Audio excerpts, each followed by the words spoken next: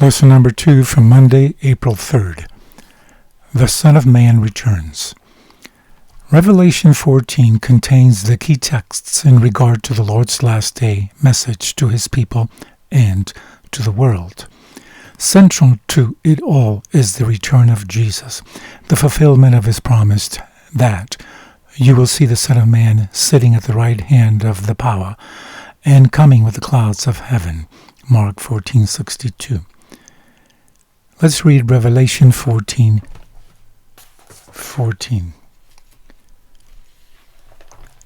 Revelation 14:14 says, "And I looked, and behold, a white cloud, and upon the cloud one sat like the Son of Man, having on his head a golden crown, and on his hand a sharp sickle." What title is used to describe Jesus as he returns to earth? Why do you think John uses this title for Jesus? Jesus used the term Son of Man to refer to himself 82 times in the Gospels. It was one of his favorite titles. He used it as an expression of endearment to identify with us.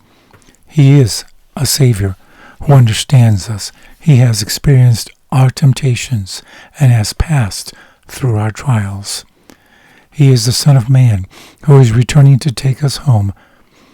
The Jesus who comes for us is the same Jesus who lived among us. He is qualified to redeem us because he became one of us, and yet, as one of us, he met the full fury of Satan's temptations, and yes, was victorious.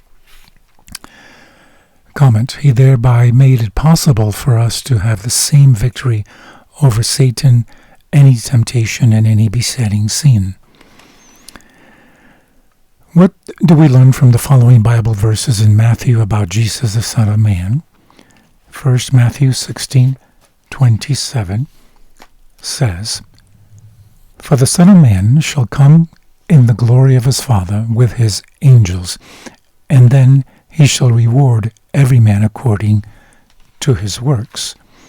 And that's specifically referring to the kind of character that we have in cooperation with divine grace and human effort developed so that our works would show that kind of character. Next text is Matthew 24:27-30, and it says, "For as lightning comes out of the east and shines even to the west, so shall also the coming of the Son of Man be."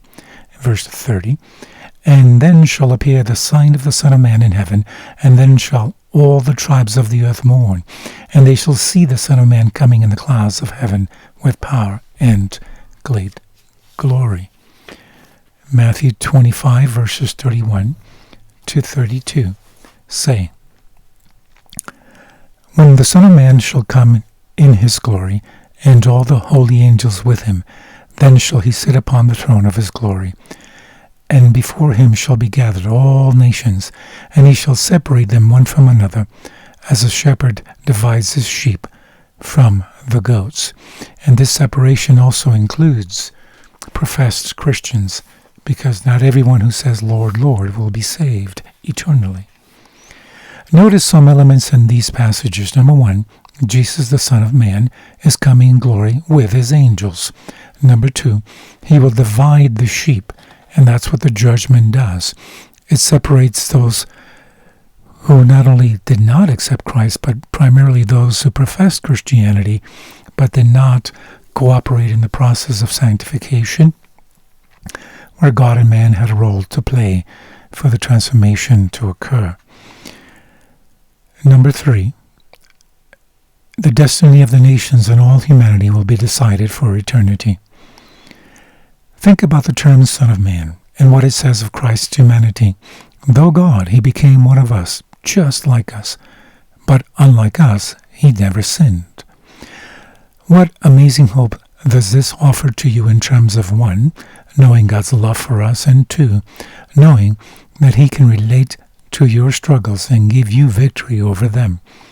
Though we came into this world with a weakened nature, and we have violated God's principles of life and 10 Commandments and sinned, because of Christ's victory, where he didn't violate any of God's principles of life, we can now be able to experience that ourselves by following his example and copying the pattern of how he was victorious. From the book In Heavenly Places, page 359, it says, God designed that the Prince of Sufferers in humanity should be judge of the whole world, and that's why Jesus can only be the true judge, because he understands all of our limitations, weaknesses, and drawings toward sin. He who came from the heavenly courts to save man from eternal death, and that's the penalty of salvation from sin that he did, according to Ephesians 2:8. He who submitted to be arraigned before an earthly tribunal, and who suffered the ignominious death of the cross, he alone is to pronounce the sentence of reward or of punishment.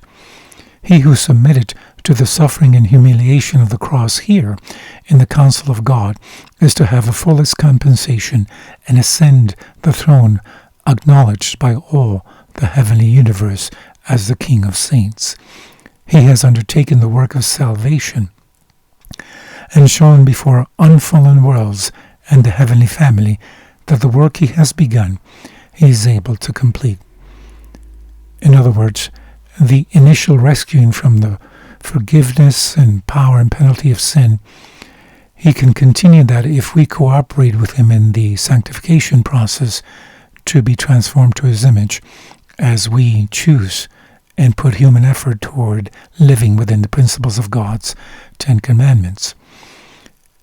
In that day of final punishment and reward, both saints and sinners will recognize in him who was crucified the judge of all living. Have a blessed and victorious day.